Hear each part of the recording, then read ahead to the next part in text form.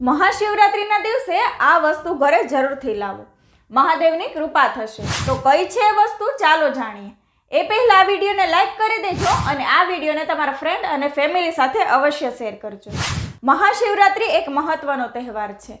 આ દિવસે મહાદેવ અને માતા પાર્વતીના લગ્ન થયા હતા અને દર વર્ષે મહાશિવરાત્રિ ફાગણ મહિનાની ચતુર્દશી આવે છે।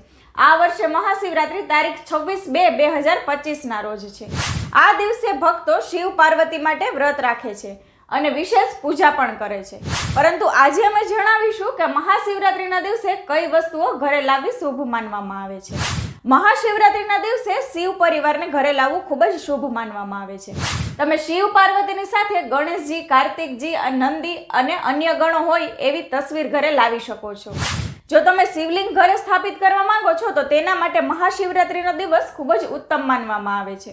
ઘરના વાસ્તુ દોષ, કાલસર્પ દોષ અને પિતૃદોષ પણ આ દિવસે દૂર થાય છે અને રુદ્રાક્ષને શિવનું સ્વરૂપ માનવામાં આવે છે। તેથી તેને મહાશિવરાત્રિના દિવસે ઘરે લાવવામાં આવે તો શિવની વિશેષ કૃપા તમારા પર થશે। હર હર મહાદેવ।